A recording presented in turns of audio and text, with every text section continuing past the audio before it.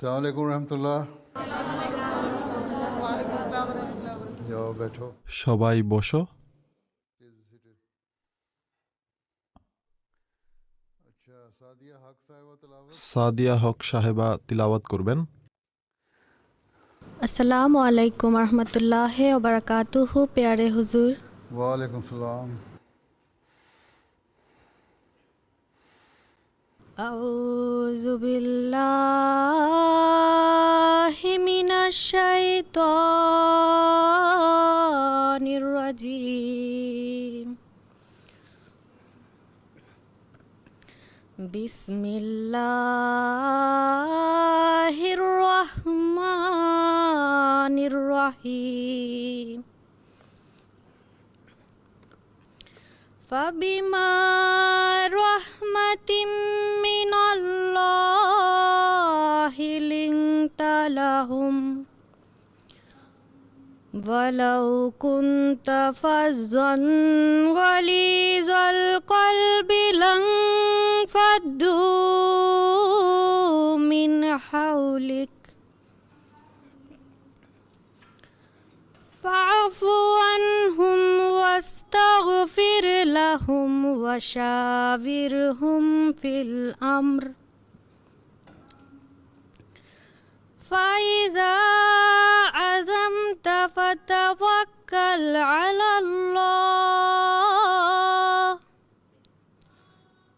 इन्नल्लाहा युहिब्बुल मुतवक्किलीन।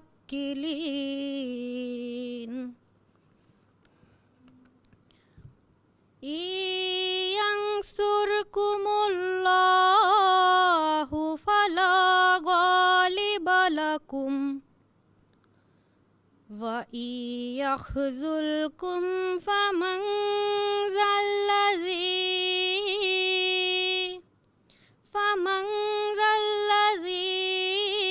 यंसुरुकुम मिन बादि व अलल्लाहि फलयतवक्कलिल मुमिनून। সূরা আলে ইমরান 160 এবং 161 নম্বর আয়াত। আসসালামু আলাইকুম রহমতুল্লাহ। ওয়ালাইকুম আসসালাম।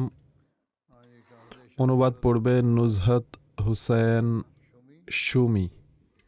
আসসালামু আলাইকুম রহমতুল্লাহ ওয়া বারাকাতুহু। প্রিয় হুজুর, ওয়ালাইকুম আসসালাম। আমার নাম নুজহাত হাসিনা সুমি। যে আয়াতগুলো তিলাওয়াত করা হয়েছে সেগুলোর অনুবাদ পড়ছি, যা মৌলভী শের আলী সাহেব করেছেন। আল্লাহর নামে, যিনি অযাচিত অসীমদাতা, পরম দয়াময়। আর আল্লাহর পক্ষ থেকে পরম কৃপার কারণে তুমি তাদের প্রতি কোমল চিত্ত হয়েছ। আর তুমি যদি রুক্ষ ও কঠোর চিত্ত হতে, তাহলে নিশ্চয় তারা তোমার আশপাশ থেকে সরে পড়ত। অতএব তুমি তাদের মার্জনা করো, তাদের জন্য ক্ষমা প্রার্থনা করো এবং গুরুত্বপূর্ণ বিষয়ে তাদের সাথে পরামর্শ করো। এরপর তুমি যখন কোনো বিষয়ে দৃঢ় সংকল্প করে ফেলো, তখন আল্লাহরই উপর ভরসা করো। নিশ্চয় আল্লাহ ভরসাকারীদের ভালোবাসেন। আল্লাহ তোমাদের সাহায্য করলে কেউই তোমাদের উপর জয়যুক্ত হতে পারবে না, কিন্তু তিনি তোমাদের পরিত্যাগ করলে তার বিপক্ষে আর কে আছে যে তোমাদের সাহায্য করবে? আর আল্লাহরই উপর মুমিনদের ভরসা করা উচিত। আসসালামু আলাইকুম। ওয়ালাইকুম আসসালাম। জি, হাদিস পড়বে তনিমা আহমদ লাবণ্য। প্রিয় হুজুর, আসসালামু আলাইকুম রহমতুল্লাহি ওয়া বারাকাতুহু। ওয়ালাইকুম আসসালাম। আল্লাহুম্মা সাল্লি আলা মুহাম্মাদি ওয়া আলা আলি মুহাম্মাদ কামা সাল্লাইতা আলা ইব্রাহিমা ওয়া আলা আলি ইব্রাহিমা ইন্নাকা হামিদুম মাজিদ। আল্লাহুম্মা বারিক আলা মুহাম্মাদি ওয়া আলা আলি মুহাম্মাদ কামা বারাকতা আলা ইব্রাহিমা ওয়া আলা আলি ইব্রাহিমা ইন্নাকা হামিদুম মাজিদ। আন আয়েশাতা রাদিয়াল্লাহু আনহা ক্বালাত ক্বালা রাসূলুল্লাহি সাল্লাল্লাহু আলাইহি ওয়াসাল্লাম ইন্নাল্লাহা রাফিকুন ইউহিব্বুর রিফকা ফিল আমরি কুল্লিহি। বুখারী শরীফ। আসসালামু আলাইকুম রহমতুল্লাহ। अच्छा इंग्लिश ट्रांसलेशन ইংরেজি অনুবাদ পড়বে রিজওয়ানা জামান দিয়া। আসসালামু আলাইকুম রহমতুল্লাহ ওয়াবারাকাতুহু। ওয়ালাইকুম আসসালাম। বিসমিল্লাহির রহমানির রহিম। আমি এখন যে হাদিসটি পড়া হয়েছে সেটির ইংরেজি অনুবাদ পড়ছি। হযরত আয়েশা রাদিয়াল্লাহু তাআলা আনহা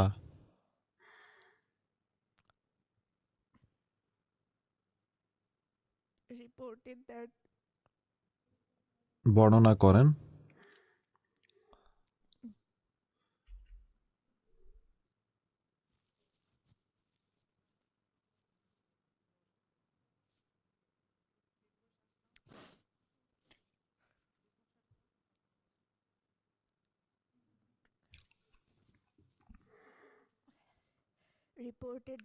তিনি বর্ণনা করেন যে রাসূলুল্লাহ সাল্লাল্লাহু আলাইহি ওয়াসাল্লাম বলেন, আল্লাহ তাআলা ধৈর্যশীল এবং তিনি সব বিষয়ে ধৈর্যশীলতাকে পছন্দ করেন।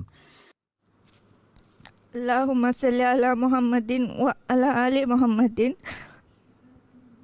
ওয়া বারিক ওয়া সাল্লিম ইন্নাকা হামিদুম মাজিদ। अस्सलाम वालेकुम मेरे प्यारे आका। वालेकुम सलाम।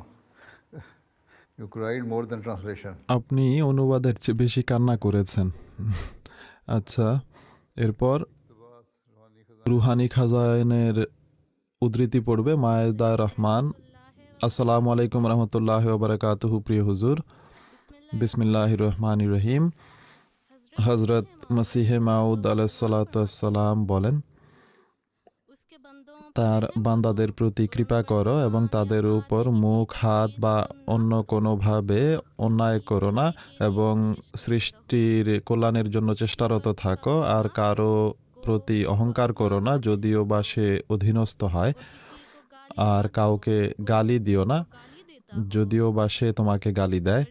বিনয়ী, নম্র, নেক নিয়ত এবং সৃষ্টির প্রতি সহানুভূতিশীল হও, যেন তোমাদের গ্রহণ করা হয়।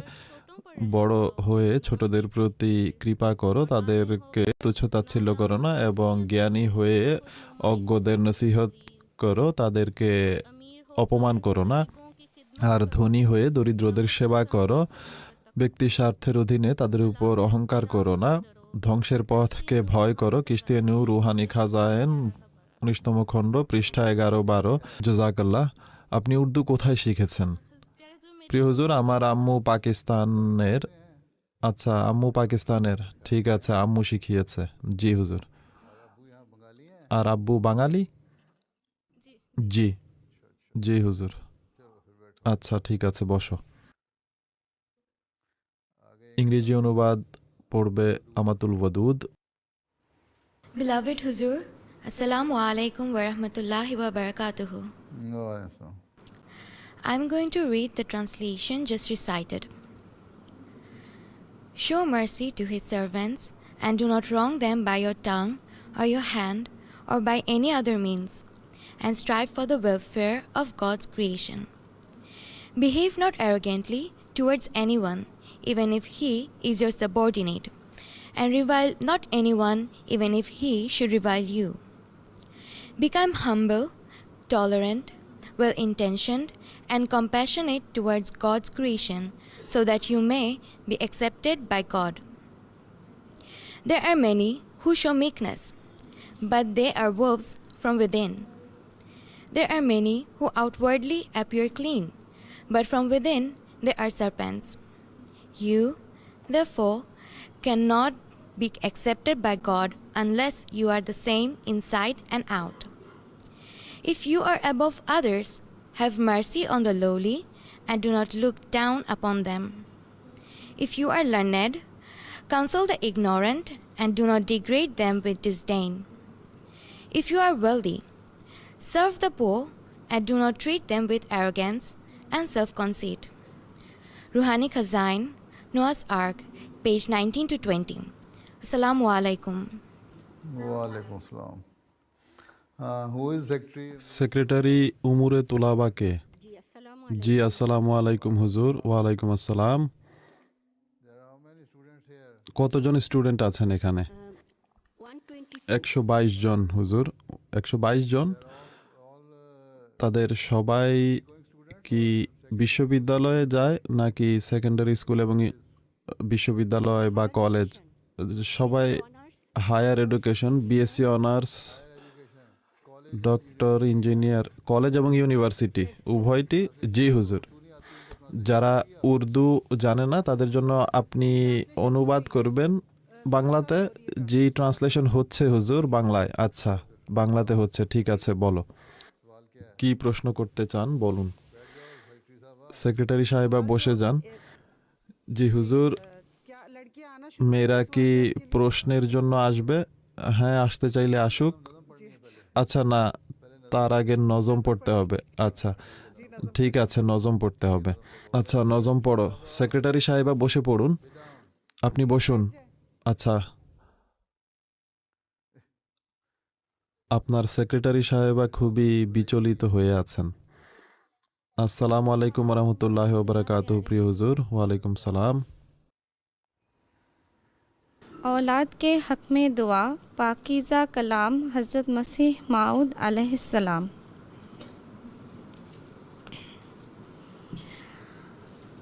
हम दो सना उसी को जो ज़ात जावेदानी।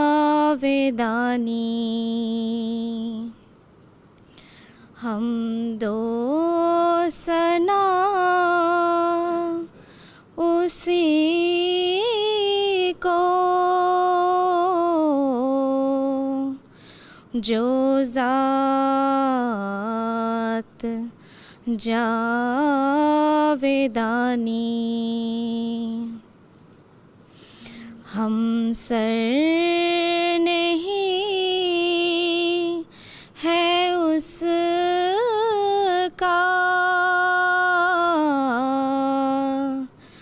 कोई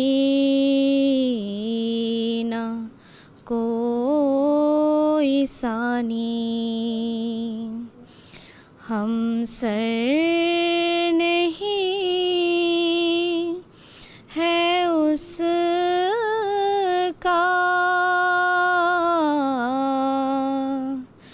कोई ना कोई सानी।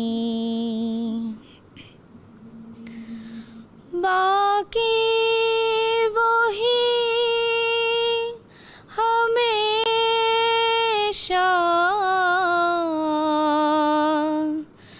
गैर उसके सब है फानी।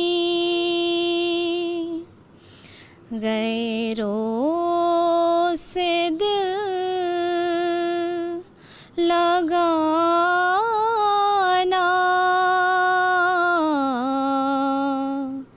झूठी है सब कहानी। गैरों से दिल लगाना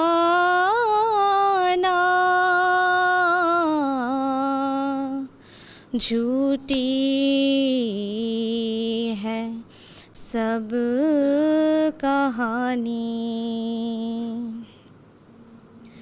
सब गैर है वही है एक दिल का यार जानी। दिल में मेरे यही है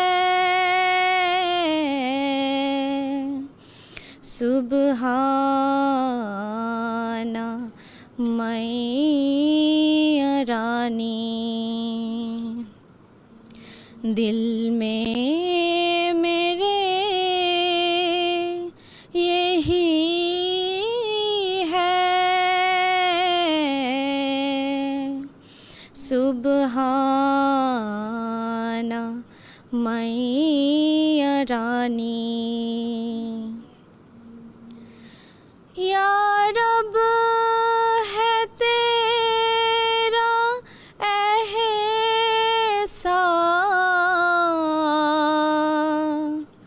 मैं तेरे दर पे कुर्बान। तूने दिया है ईमान, तू हर ज़मानी गहबा। तूने दिया है ईमान, तू हर ज़मानी गहबा। तेरा करम है हर आन, तू है रहीम व रहमान। ये रोज़ कर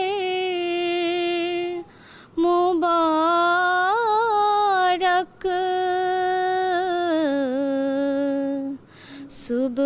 सुबहाना मैया रानी। ये रोज़ कर मुबारक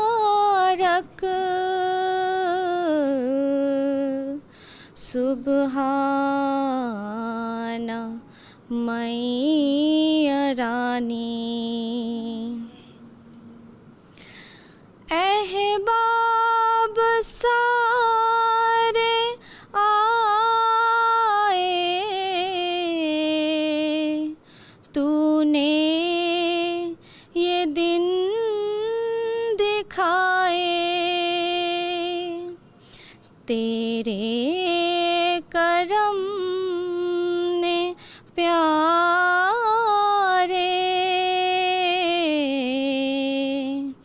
ये मेहरबान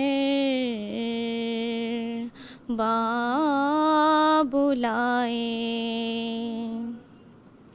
तेरे करम ने प्यारे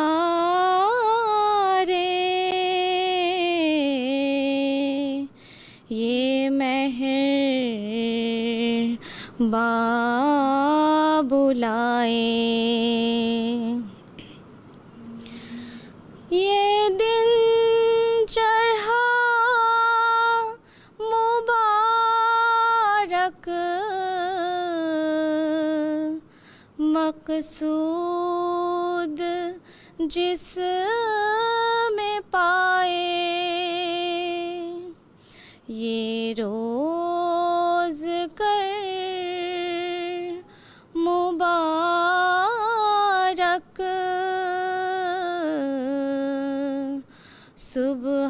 सुबहाना मैया रानी।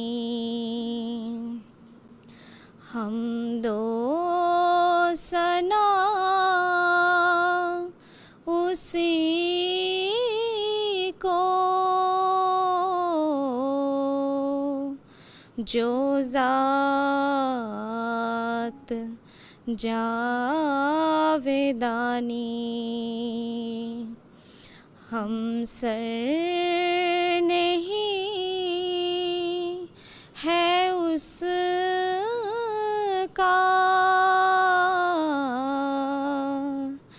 कोई ना कोई सानी। अस्सलामु अलैकुम वरहमतुल्लाह। वालेकुम सलाम। हाँ जी, জি, আর কি বলতে চান? এখন প্রশ্ন উত্তরের জন্য মেয়েরা আসবে। আচ্ছা, কি প্রশ্ন করতে চাও করো। আসসালামু আলাইকুম রহমতুল্লাহ বারাকাতুহু। প্রিয় হুজুর, ওয়ালাইকুম সালাম। আমার নাম ফিজা আহমেদ। আমি এখন ব্যাচেলর অফ সায়েন্স পড়ছি জুলজিতে। হুজুর, আমি জানতে চাই কিভাবে ছাত্রীরা তাদের নিয়মিত পড়াশোনার পাশাপাশি কোরআন পাঠ করতে পারে, তারা কিভাবে কোরআন এবং বিজ্ঞান সম্পর্কে পাশাপাশি গবেষণাও করতে পারবে। দেখো, মুসলিম হিসেবে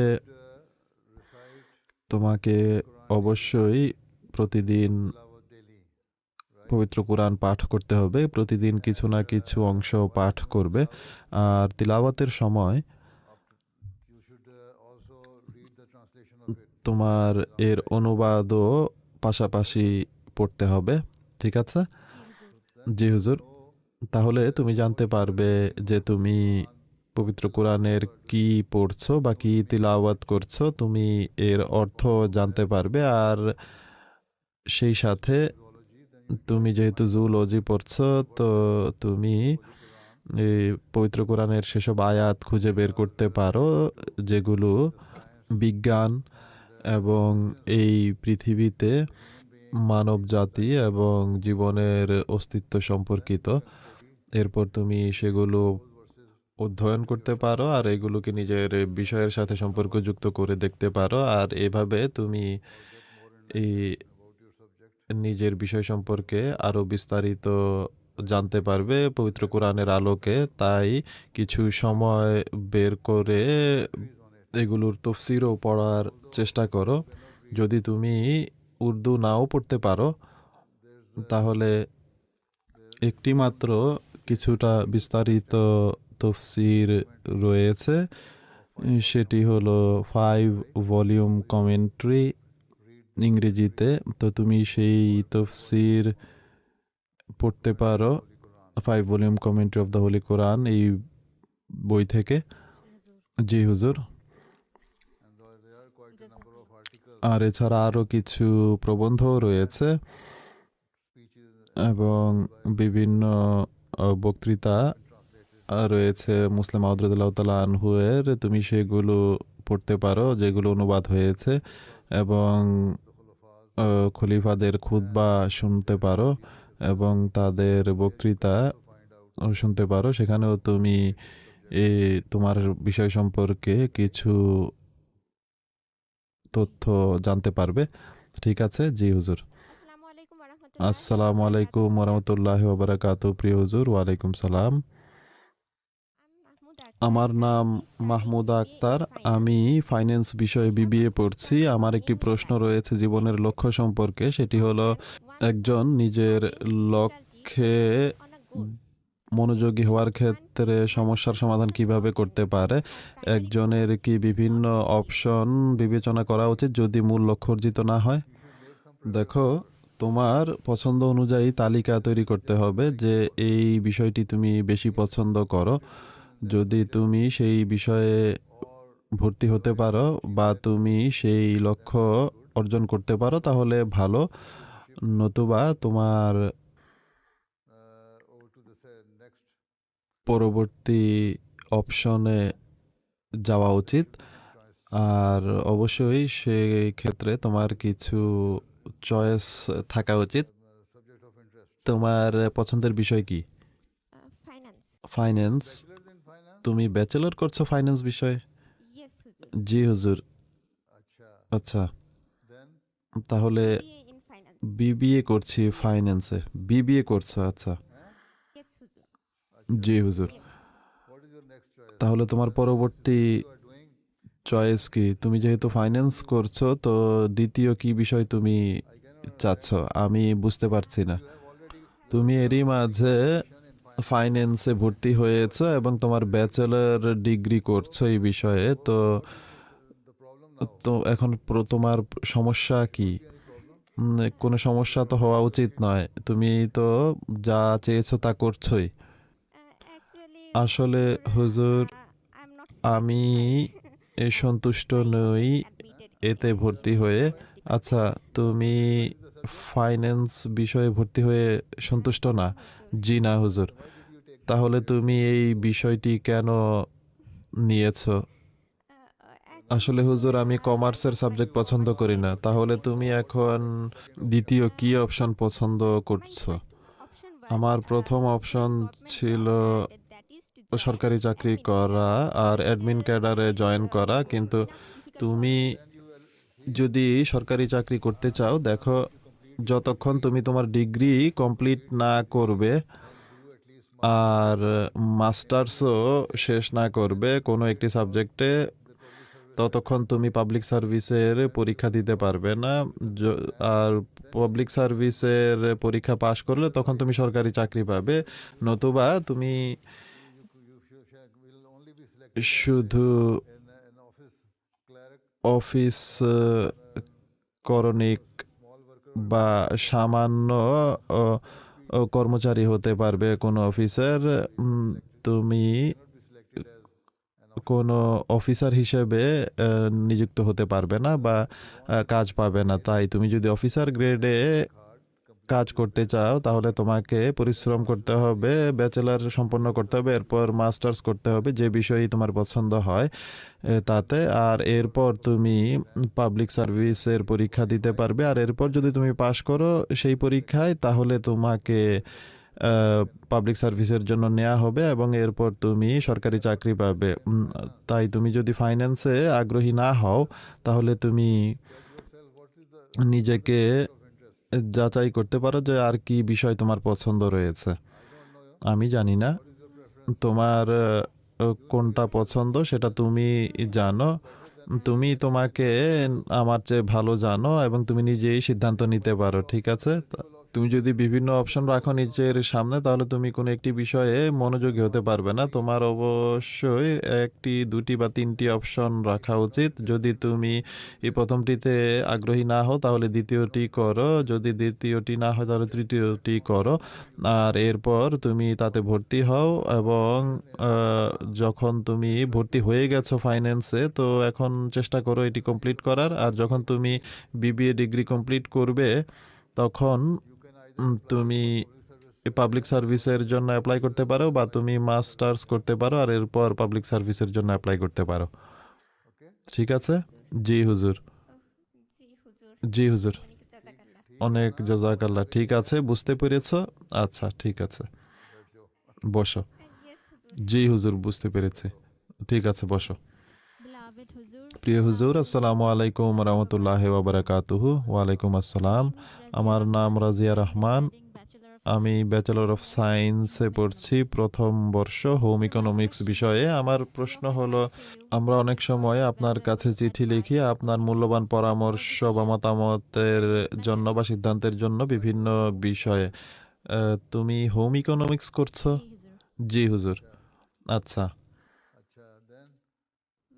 এরপর আমরা আপনাকে বিভিন্ন সময় লিখে থাকি আপনার মূল্যবান পরামর্শ, মতামত বা সিদ্ধান্ত সম্পর্কে জানার জন্য বিভিন্ন বিষয়ে। তাহলে আমরা কি করব যদি আপনার সেই মূল্যবান দিক নির্দেশনা আমাদের কাছে সঠিক সময়ে বা নির্ধারিত সময়ের মাঝে না আসে? সেই ক্ষেত্রে তুমি যা ভালো মনে করো সেটিই করবে, বা নিজের জন্য যেটাকে ভালো মনে করবে সেটা করবে, সময় নষ্ট করার পরিবর্তে। দেখো, যদি কোনো নির্দিষ্ট বিষয়ে ভর্তি হওয়ার ব্যাপার হয় আর তুমি জিজ্ঞেস করো যে আমি এই বিষয়ে ভর্তি হব কি না, বা আমি কি এই বিষয় আমার ব্যাচেলর কোর্সে নিব কি না বা মাস্টার্স কোর্সে নিব কি না, আর তুমি যদি এর উত্তর সময় মতো না পাও তাহলে যে সিদ্ধান্তই তুমি নিবে সেটি তোমার নিজেকেই নিতে হবে। আর আমার উত্তরের অপেক্ষায় বসে থেকে সময় নষ্ট করার পরিবর্তে ভর্তি হয়ে যেতে হবে, ঠিক আছে? জি হুজুর। আর যদি তুমি পরবর্তীতে চিঠি পাও আর আমার মতামত বা পরামর্শ ভিন্ন হয় সেটি থেকে যা তুমি নিয়েছো বা সিদ্ধান্ত গ্রহণ করেছো, তাহলে তুমি আমাকে চিঠি লিখবে যে আমার উত্তর যেহেতু তোমার কাছে দেরিতে পৌঁছেছে আর সময় সংক্ষিপ্ত ছিল, তাই তুমি এরই মাঝে বিষয় নির্বাচন করে তাতে ভর্তি হয়েছে, তখন আমি বলবো যে ঠিক আছে, কোনো সমস্যা নেই, তুমি তোমার পড়াশোনা চালিয়ে যেতে পারো। ঠিক আছে?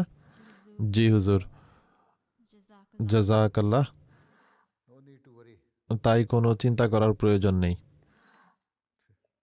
ঠিক আছে, জি হুজুর, জাজাকাল্লাহ। ঠিক আছে, বসো। আসসালামু আলাইকুম রহমতুল্লাহ। প্রিয় হুজুর, ওয়ালাইকুম সালাম।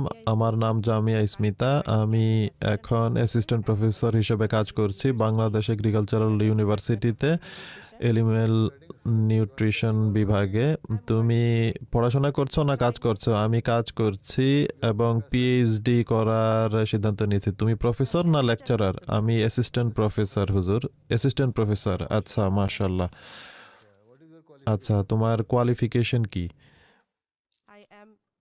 আমি পোস্ট গ্রাজুয়েশন করেছি, মাস্টার্স করেছি অ্যানিম্যাল নিউট্রিশন বিষয়ে। আচ্ছা, অ্যানিম্যাল নিউট্রিশন বিষয়ে, মাশাআল্লাহ। ঠিক আছে, হ্যাঁ, তুমি কি বলতে চাও?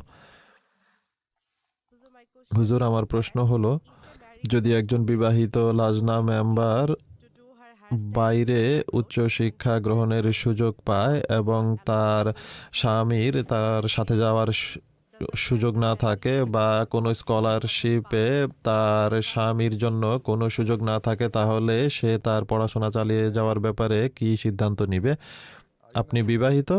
জি হুজুর, আমি বিবাহিত আর আমার একটি ছেলেও আছে। যদি আপনি বিবাহিত হন এবং আপনার সন্তান থাকে আর আপনি একজন প্রফেসর, আপনি পাশাপাশি পড়াশোনাও করছেন। জি হুজুর, আপনি আপনার পিএইচডি বাংলাদেশে করতে পারবেন না? জি হুজুর, এখানে সুযোগ আছে পিএইচডি করার বাংলাদেশে, কিন্তু এই মুহূর্তে আমি কোনো সুযোগ পাচ্ছি না। কিন্তু আমার স্বপ্ন হলো, যদি আপনার সুযোগ থাকে বাংলাদেশে পিএইচডি করার, তাহলে এটি ভালো হবে বা আপনার প্রথম পছন্দ এটি হওয়া উচিত যে আপনি তা বাংলাদেশে করবেন। যদি আপনার স্বামী না চায় যে আপনি একা বাইরে যাবেন বা আপনি আপনার স্বামী সন্তানকে সাথে নিয়ে যেতে পারবেন না, তাহলে এটি বাংলাদেশে করাই এই উত্তম, বাইরে যাওয়ার পরিবর্তে। ঠিক আছে, জি হুজুর, কিন্তু আমি যদি এমন কোনো স্কলারশিপ পাই আর পরবর্তীতে যদি আপনার সুযোগ লাভ হয়, তাহলে আপনি বাইরেও যেতে পারবেন এবং আপনার শিক্ষাগত যোগ্যতাকে আরও বৃদ্ধি করার সুযোগ রয়েছে বাইরের কোনো উন্নত দেশে। কিন্তু এই মুহূর্তে যদি আপনার স্বামী আপনাকে অনুমতি না দেয় আর এটি আপনার পারিবারিক জীবনে বিঘ্ন ঘটায়, তাহলে আপনার জন্য এখানে বা বাংলাদেশে থাকাই উত্তম হবে এবং সেখানে নিজের পড়াশোনা করাই ভালো। ঠিক আছে? জি হুজুর। ঠিক আছে, জি জি হুজুর, ঠিক আছে। নারীদের প্রথম অগ্রগণ্য বিষয় হলো তাদের সংসার। ঠিক আছে, জি, আচ্ছা, জি হুজুর, ঠিক আছে।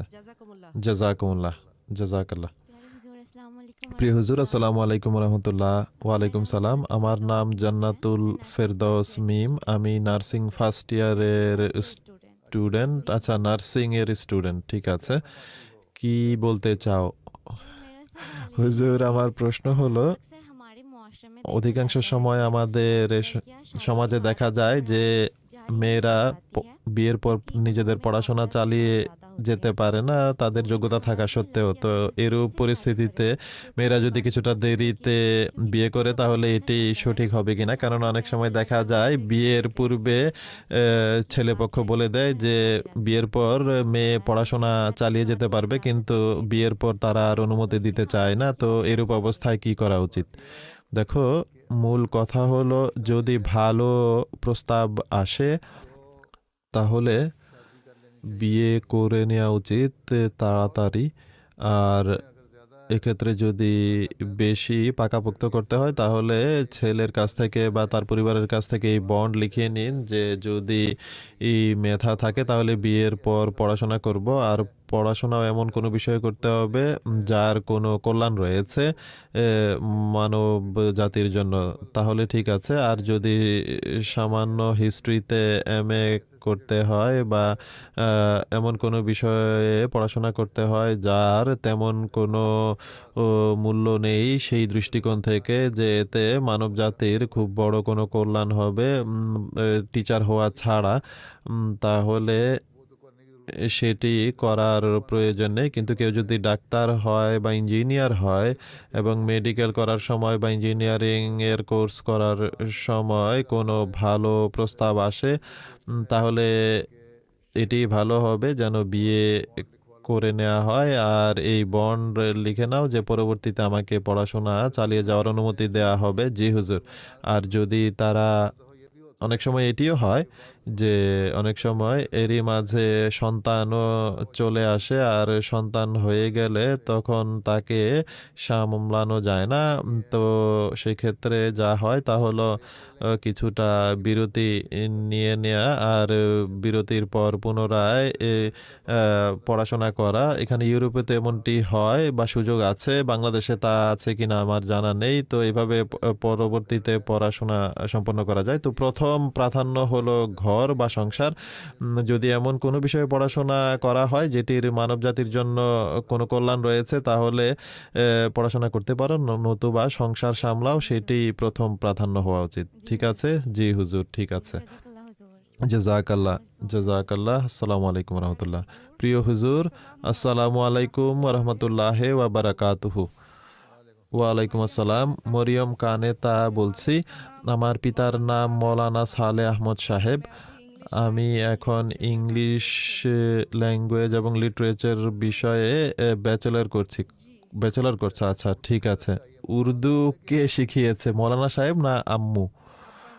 আব্বু শিখিয়েছে। আচ্ছা, আব্বা শিখিয়েছে। ঠিক আছে।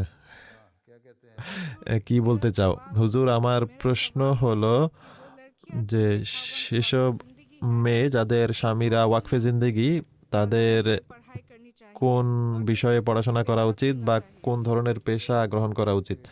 দেখো, পেশা বা পড়াশোনা মানুষের নিজের আগ্রহের হয়ে থাকে। জোর জবরদস্তিপূর্বক কারো উপর কিছু চাপিয়ে দেওয়া যায় না যে তোমার এই বিষয়ে পড়াশোনা করতে হবে। ঠিক আছে? তো যেই বিষয়ে আগ্রহ আছে বা যেই বিষয় পছন্দ সেটিতেই পড়াশোনা করা উচিত। ঠিক আছে? আর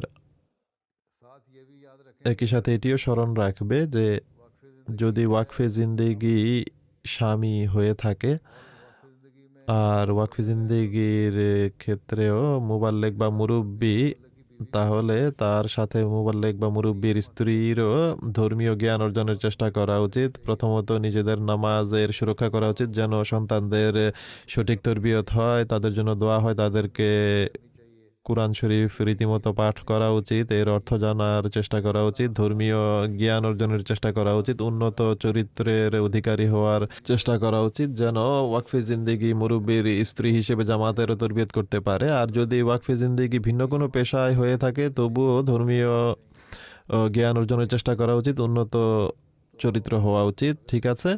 যদি অ্যাডমিনিস্ট্রেশনে থেকে থাকে ওয়াকফে জিন্দেগি, তো মূল কথা হলো প্রথমে আহমদি হতে হবে, সঠিক আহমদি মুসলমান হতে হবে। এর জন্য নিজেদের নামাজের সুরক্ষা করো, কোরআন শরীফ তিলাওয়াত করো রীতিমতো, এর অনুবাদ শেখার চেষ্টা করো, এরপর ধর্মীয় জ্ঞান বৃদ্ধির চেষ্টা করো। ঠিক আছে? আর সন্তানদের সঠিকভাবে তরবিয়ত করো, উন্নত নৈতিক চরিত্রের প্রদর্শন করো এবং মানুষকে নিজের উন্নত নৈতিক চরিত্র দ্বারা প্রভাবিত করো, আহমদীদেরও এবং ও আহমদীদেরও। তো এটি একজন ওয়াকফে জিন্দেগির স্ত্রীর নীতি হওয়া উচিত, একজন আদর্শ আহমদী নারীর নীতি হওয়া উচিত। ঠিক আছে? জি হুজুর। তো প্রথম কথা এটি, বাকি কেরিয়ার গড়ার যদি সুযোগ হয় তাহলে বানাও, কিন্তু না পেলেও সবচেয়ে বড় জিনিস হলো সংসার। তো সংসার সামলানো এবং সন্তানদের উত্তম তরবিয়ত করা, এটি হলো মূল দায়িত্ব। তাদেরকে উত্তম আহমদী মুসলমান এবং উত্তম নাগরিক হিসেবে গড়ে তোলো। ঠিক আছে? জি হুজুর। ঠিক আছে হুজুর, আমার পুরো পরিবারের জন্য দোয়ার অনুরোধ করছি। আল্লাহ তাআলা কৃপা করুন সবার প্রতি। আপনি বিবাহিত? জি হুজুর। সন্তান রয়েছে? না হুজুর, সন্তান নেই, এখনো সন্তান হয়নি। ঠিক আছে, আল্লাহ তাআলা কৃপা করুন। ঠিক আছে, আসসালামু আলাইকুম। জি হুজুর, জাযাকাল্লাহ। আসসালামু আলাইকুম রহমতুল্লাহি ওয়া বারাকাতুহু। প্রিয় হুজুর, ওয়ালাইকুম সালাম। প্রিয় হুজুর, আমার নাম স্নেহা রহমান মির্রা।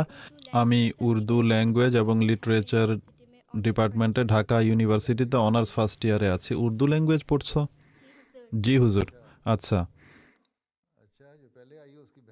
পূর্বে যে এসেছে তার বোন নও তো তুমি? জি না হুজুর। উর্দু কার কাছ থেকে শিখেছ? হুজুর, শিখছি, এখনো কিছুটা জানি। ইউনিভার্সিটিতে পড়ার সময় শিখেছ? জি হুজুর। আচ্ছা, ঠিক আছে, বলো কি বলতে চাও। হুজুর, আমার প্রশ্ন হলো, আমাদের ইউনিভার্সিটিতে প্রায় সব সময় কোনো না কোনো প্রোগ্রাম হতে থাকে। সেসব প্রোগ্রামে অংশগ্রহণের ফলে আজকাল আমার জোহর এবং আসরের ওয়াক্ত শেষ হয়ে যায়, আর এরপর এই দুই ওয়াক্তের নামাজ আমাকে মাগরিবের সাথে আদায় করতে হয়। প্রিয় হুজুর, এই অবস্থায় আমি কি করতে পারি?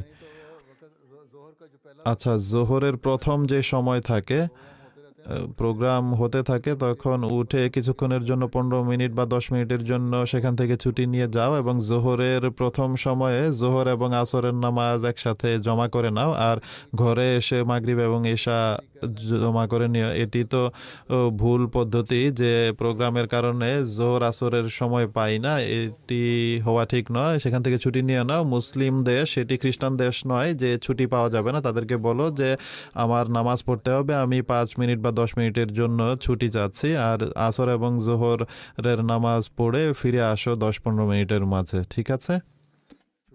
ছুটি পাওয়া যায় চাইলে স্টেজে দাঁড়িয়ে তোমার স্থায়ীভাবে বক্তৃতা তো করতে হয় না। জোহর থেকে নিয়ে মাগরিব পর্যন্ত 3 ঘন্টা স্টেজে বলতে হয়। যদি স্টেজে বলতে হয় তখনও কয়েক মিনিটই বলতে হয়, এরপর উঠে যাও এবং নামাজ পড়ে তাড়াতাড়ি চলে আসো। যদি কারো টয়লেটে যেতে হয় তবুও তো কেউ উঠে যায় ফাংশন বা অনুষ্ঠান থেকে, তো সেখানে 10-12 মিনিট ব্যয় করে আসে মানুষ। তো এর মাঝে তুমি উজু করে নামাজ পড়ে আসতে পারো।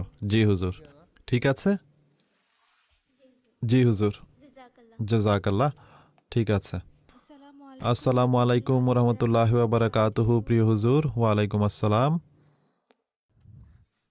হুজুর, আমার নাম আমাতুল মুসাফির ধরা। এখন আমি ফিজিক্স বিষয়ে বিএসসি করছি। হুজুর, আমার প্রশ্ন হলো, অনেক সময় যেই বিষয় আমরা পড়াশোনার জন্য নির্ধারণ করি সেটি আমাদেরকে সাকসেসফুল ক্যারিয়ার গঠনে সাহায্য করে, কিন্তু জামাতের জন্য সেটি খুব একটা উপকারী হয় না। এই অবস্থায় আমরা কি করতে পারি? আপনি পড়াশোনা করছেন? জি হুজুর। কি পড়ছেন আপনি? ফিজিক্স বিষয়ে বিএসসি করছি। ফিজিক্সে করছেন বিএসসি? জি হুজুর। আচ্ছা, আপনার ফিজিক্স বিষয়ে পিএইচডি সম্পন্ন করার পর আপনি বিশ্ববিদ্যালয়ে যাবেন নাকি রিসার্চে যেতে চান?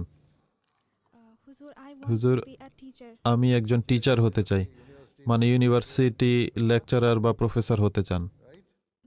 জি হুজুর। আচ্ছা, তাহলে এটি জামাতের জন্য খুবই উপকারী যদি আপনি শিক্ষক হন, আর আপনি সঠিক চিত্র তুলে ধরেন একজন আদর্শ মুসলিম নারীর, তাহলে আপনার অধীনস্থ যারা থাকবে এবং আপনার ছাত্রছাত্রীরা তারা দেখবে যে আপনি সঠিক ইসলামিক শিক্ষা তাদের সামনে তুলে ধরছেন, আর একই সাথে তারা জানবে যে আপনি একজন ভালো শিক্ষিকা। আপনার উন্নত নৈতিক চরিত্র রয়েছে, আপনার ধর্মীয় জ্ঞান রয়েছে, আর আপনি আপনার নামাজ সময় মতো পড়েন, আর এভাবে এটি তবলিগের ক্ষেত্র বা দ্বার আপনার জন্য উন্মুক্ত করবে, আর আহমদিয়াতের তবলিগের সুযোগ আপনি পাবেন। তো যে কোনো সাবজেক্টই জামাতের জন্য উপকারী। আপনি এটি মনে করবেন না যে ফিজিক্স এমন একটি বিষয় যেটি জামাতের জন্য উপকারী নয়। আসলে এটি সেই ব্যক্তি হয়ে থাকে যে সেই বিষয়টিকে উপকারী করবে কি করবে না। ঠিক আছে? তাই আপনি যদি পিএইচডি করেন তাহলে এটি বেশ ভালো সাবজেক্ট। আপনার স্টাডি বা পড়াশোনা শেষ করে আপনি কি এখন কাজও করছেন পড়াশোনার পাশাপাশি? জি না হুজুর, আমি শুধু স্টাডি করছি। আচ্ছা, আপনি এমএসসি করবেন আর এরপর পিএইচডি করবেন? ইনশাআল্লাহ হুজুর। আপনি কি পিএইচডি করছেন না এমএসসি করছেন এখন? বিএসসি করছি হুজুর। বিএসসি। আচ্ছা, ব্যাচেলর করছেন আপনি। ঠিক আছে, আপনার ব্যাচেলর করার পর আপনি এমএসসি করবেন, আর এরপর যদি সম্ভব হয় তাহলে পিএইচডি করবেন। কিন্তু যেটি স্মরণ রাখবেন সেটা হলো, আমি যেভাবে সবসময় বলি যে আপনি যদি এর মাঝে আপনার জন্য ভালো সম্বন্ধ বা বিয়ের প্রস্তাব পান তাহলে আপনার প্রথম প্রায়োরিটি সেটি হওয়া উচিত যে আপনি বিয়ে করে নেবেন এবং নিজের সংসার এবং সন্তানদের সামলাবেন। ঠিক আছে? কিন্তু যদি আপনার স্বামী আপনাকে অনুমতি দেয় পড়াশোনা করার তাহলে আপনি পড়াশোনা করতে পারেন, এবং যদি কাজ করার অনুমতি দেয় তাহলে কাজও করতে পারেন, বা যেই ক্ষেত্রেই আপনি নিজের জন্য গ্রহণ করতে চান সেটি করতে পারেন। কিন্তু যেটি আমি বলেছি যে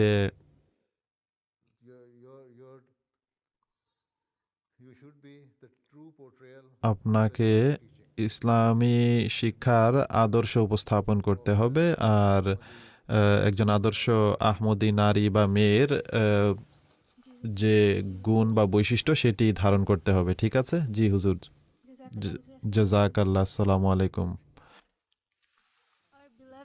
আমাদের প্রিয় হুজুর, আসসালামু আলাইকুম রহমতুল্লাহি ওয়া বারাকাতুহু। ওয়া আলাইকুম আসসালাম। আমার নাম মাকসুদা আক্তার রজনী। হুজুর, আমি আমার জীবনের একটি বাস্তব ঘটনা আপনার সামনে তুলে ধরতে চাই। আচ্ছা, ঠিক আছে, তুলে ধরো। আমার বোন তার গর্ভকালীন সময়ে ভর্তি হয়। হ্যাঁ, ভর্তি হয় হাসপাতালে, কোনো স্কুল কলেজে নয়, তাই তো? এরপর কি হলো? ফর্মালিটিতে বিলম্ব হওয়ার কারণে তাকে অবশেষে আইসিইউতে ভর্তি করতে হয়, কিন্তু দুর্ভাগ্যক্রমে তার সন্তানকে সে হারিয়ে বসে। আর এর কারণ ছিল সেসব ফর্মালিটি। হুজুর, একজন আহমদি নারী হিসেবে কোনটিকে আমরা প্রাধান্য দিব মেডিকেল প্রফেশনের ক্ষেত্রে, মোরালিটি নাকি ল? দেখো, মূল কথা বা প্রথম বিষয় হলো মেডিকেল প্রফেশনের প্রথম কথা হলো জীবন রক্ষা করা, সেই ব্যক্তির ফর্মালিটি রক্ষা করা প্রথম বিষয় নয়। তাই ফর্মালিটি পরেও করা যাবে। প্রথম প্রাধান্য হওয়া উচিত রোগীর জীবন বাঁচানো। এটি হলো এথিক্স, আর এটি হলো ডাক্তারের দায়িত্ব, আর এটি হলো ও ও সঠিক পদক্ষেপ যা একজন ডাক্তারের গ্রহণ করা উচিত, এবং সঠিক মোরাল তাই হবে। মোরালিটি প্রথম প্রাধান্য হওয়া উচিত। প্রফেশনাল এথিক্সও প্রথম প্রাধান্য হওয়া উচিত। উভয়টি যা দাবি করে তা হলো পেশেন্ট বা রোগীকে সবার আগে অগ্রগণ্য করতে হবে। অযথা সময় নষ্ট বা ভর্তি প্রক্রিয়ার যে সকল ফর্মালিটি রয়েছে সেগুলো পালন করার পরিবর্তে যদি তা করা হয় তাহলে তা ভুল হবে। তাই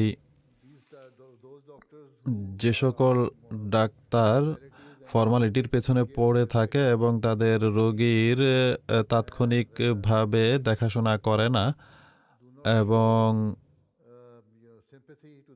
তাদের রোগীর প্রতি সহানুভূতি প্রদর্শন করে না, তারা ডাক্তার নয় বরং তারা কসাই। তাই যাই তারা করেছিল সেটি ভুল করেছে।